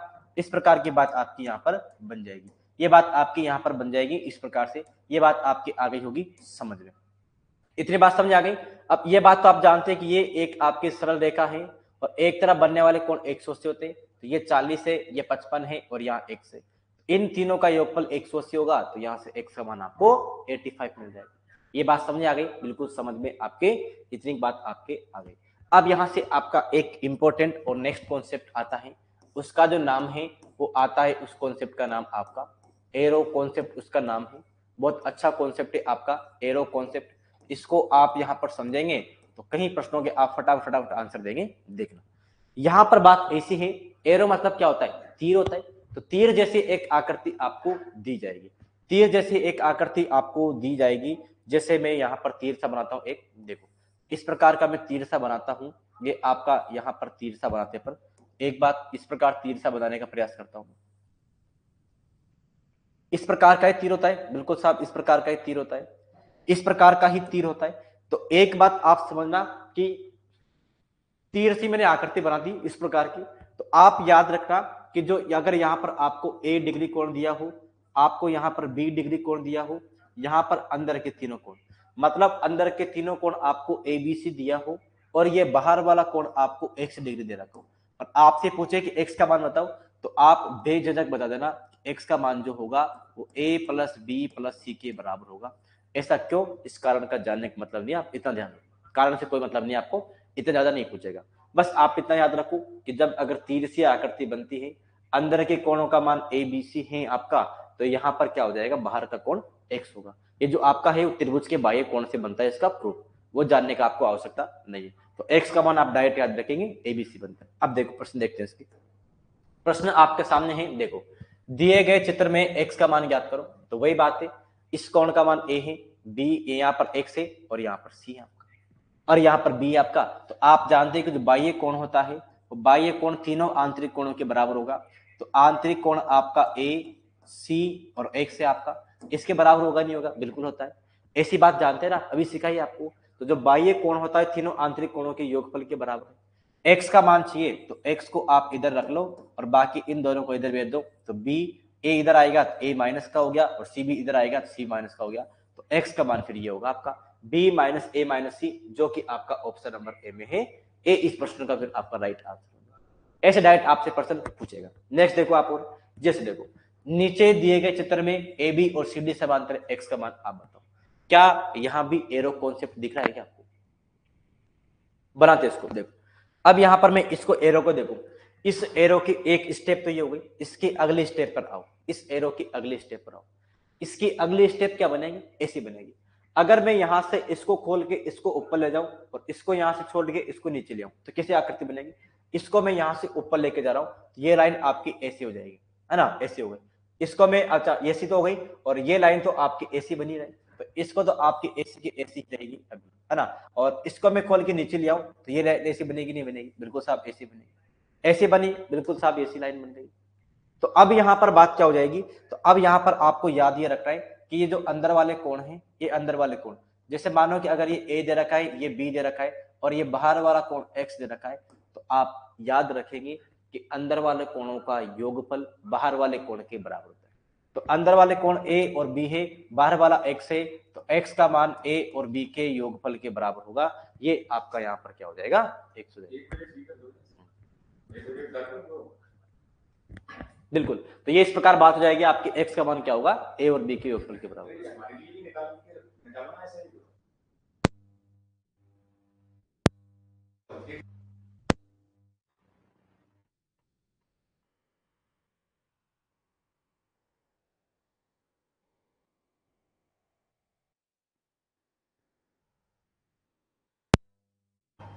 इतनी बात आपके समझ में आ गई। तो अब ये इसी प्रकार का प्रश्न आपके सामने यहाँ पर है। नीचे दिए गए चित्र में एक्स का मान आपको निकालना है। तो ये उसी प्रकार की तो आकृति है, देखना इस पर आप यहाँ पर फोकस करना। ये आपका यहाँ पर ये इस प्रकार का बन रहा है। ये उसी प्रकार की जो आकृति मैंने समझाई है, ये उसी प्रकार की आकृति यहाँ पर है। इसमें यहाँ पर आंतरिक कोण नहीं मालूम, यहाँ पर आंतरिक कोण मालूम है, और ये बाहर के कोण आपको दे रखे हैं।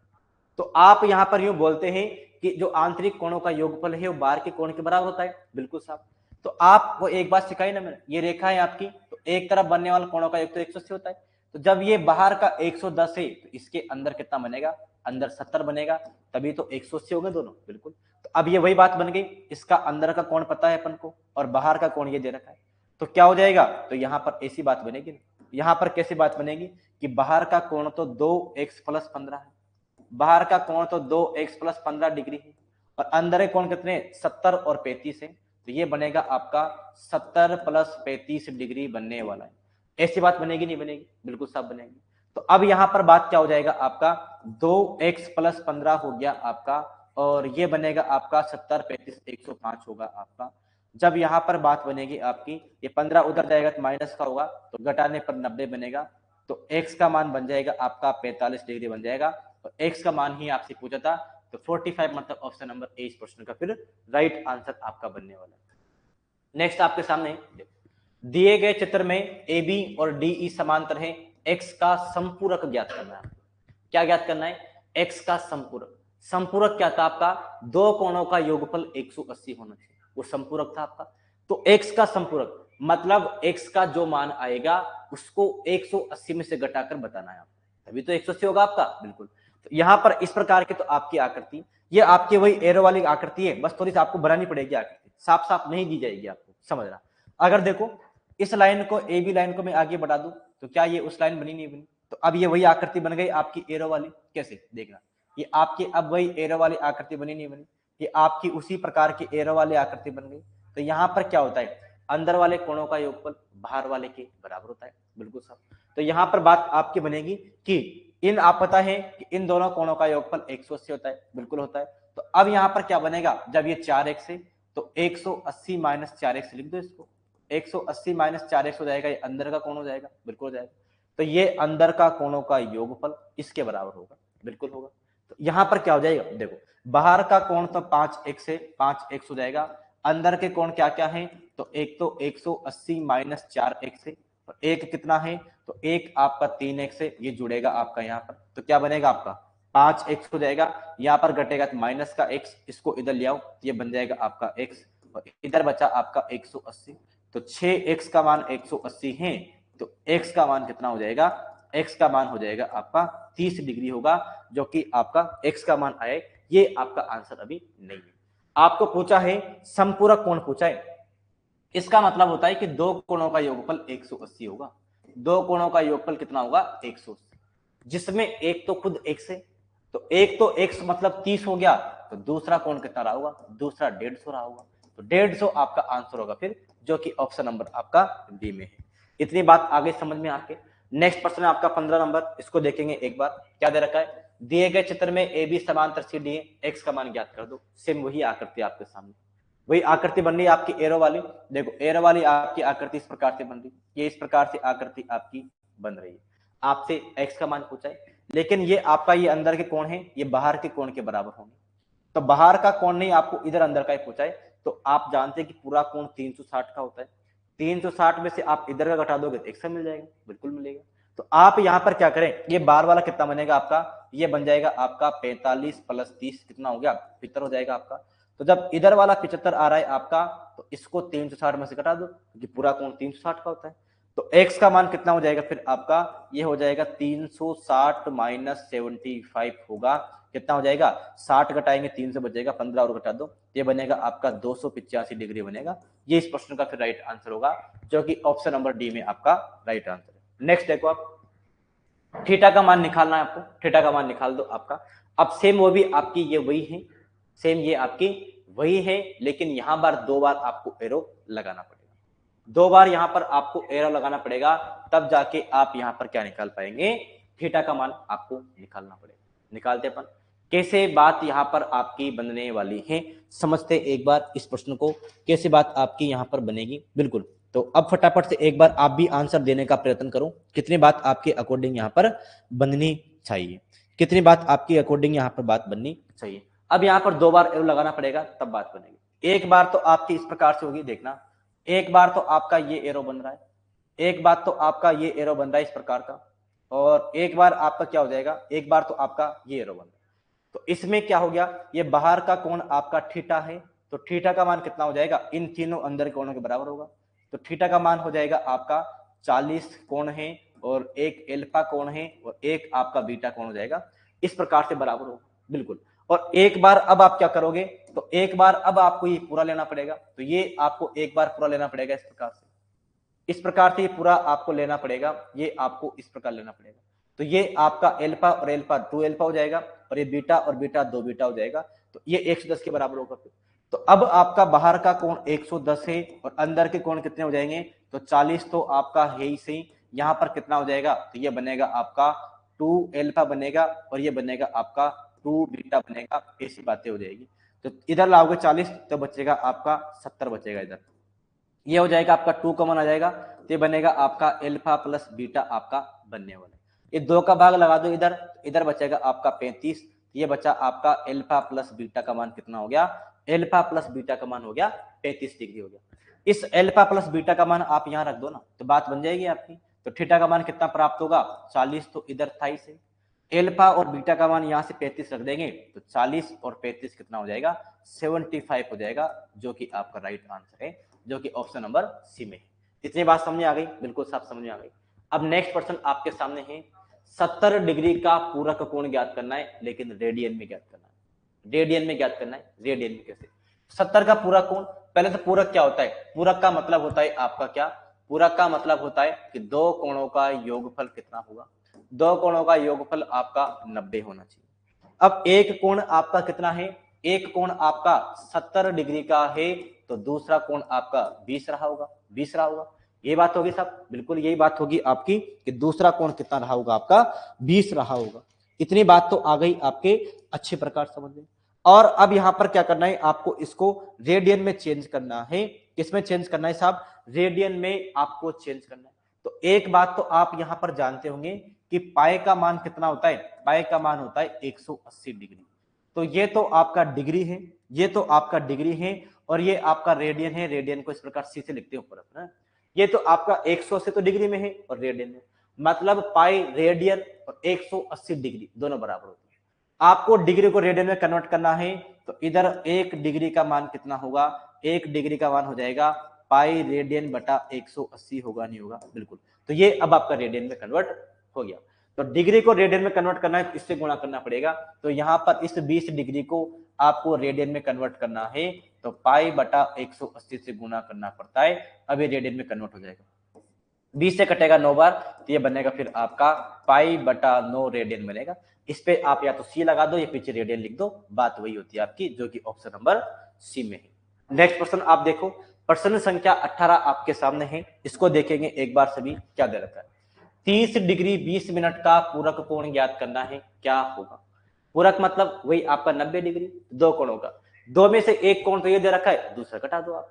यहाँ पर इसका मतलब होता है 30 डिग्री और 20 मिनट होता है। एक डेश लगाओ तो 20 मिनट, दो लगे होते तो सेकंड होता आपका। तो यहाँ पर ऐसा होगा ना, इसको आप ऐसे बोलेंगे कि 90 तो डिग्री हो जाएगा आपका और 00 मिनट होंगे आपके ऐसे। उसमें से आप क्या घटा दो, 30 डिग्री और 20 मिनट घटा दो। तो एक मिनट में तो एक डिग्री में 60 मिनट होते हैं आपके, तो 60 में से 20 जाएगा तो वही आपके 40 मिनट बचेंगे। और यहाँ पर अब 89 बचा आपका, तो 89 में 30 जाएगा तो 59 डिग्री बचेगा आपका। तो दूसरा कोण आपका कितना हो जाएगा, 59 डिग्री 40 मिनट, जो कि ऑप्शन नंबर बी में है। बी इस प्रश्न का आपका राइट आंसर होगा। इतनी बातें समझ में आ गई होगी।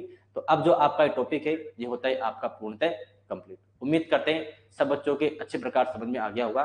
जो आपका रेखा बिंदु कोण है, पहले मैंने एक एक पॉइंट आपको अच्छे प्रकार से बेसिक समझाया, फिर उस पर आधारित मैंने कुछ प्रश्न भी आपको कराए। सारी बातें आप सभी के अच्छे प्रकार समझ में आ गई होगी। तो आज के लिए इस कक्षा में इतना ही काफी। मिलते हैं नेक्स्ट कक्षा में। सभी को धन्यवाद। जय हिंद, जय भारत।